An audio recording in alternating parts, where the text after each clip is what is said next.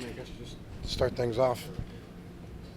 The game and the flow is going the way you guys probably want it for 30 minutes, 35 minutes. The last 5 or 6 is where how do things change that fast? And what was Xavier doing to grab the momentum again?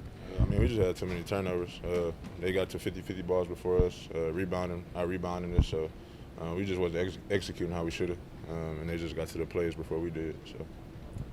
What was the difficulty in guarding their high ball screens, their two-man game in the middle of the floor? I mean, I feel like our guards, not to put them on them, but they didn't get around the screens where they should have.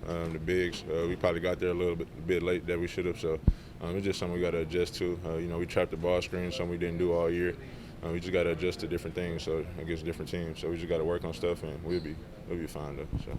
When you commit to that hedge, is it communication then on the exact second when you've got to drop it or when a switch has to happen? Is that something needs to improve too? I mean, we worked on it all week. We prepared for it. Guys didn't get to where they should have at the right moment. But I mean, it's just a timing thing and a communication thing. But we just got to work on it. That's all it is.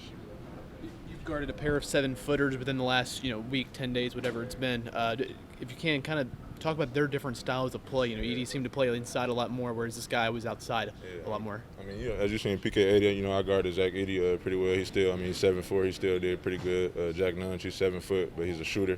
So I just use my strength against people. I have good feet also, so I mean, I think I did pretty good on both bigs. That was kind of the thing, though. Edie wasn't taking you out to the three-point line.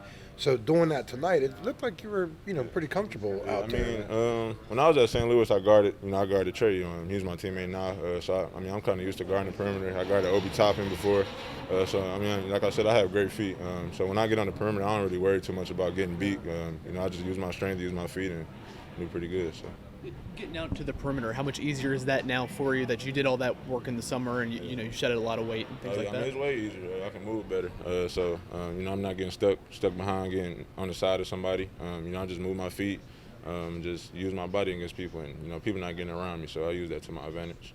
Did you feel like the team lost its composure in the last few minutes? I feel like we did. We never been through something like this except the Purdue game, so it's still something we got to get used to. Still got a lot of young guys, but the older guys, like including myself, we got to step up. We got to step up and get everybody going. So. Jimmy, on an individual level, you didn't miss a shot today, I believe. What was working for you today? Was there a soft spot in the defense? I just use my body to my advantage. When I have smaller guys, I just dip my shoulder into them and just keep my head above the rim and finish. So I had a good night tonight.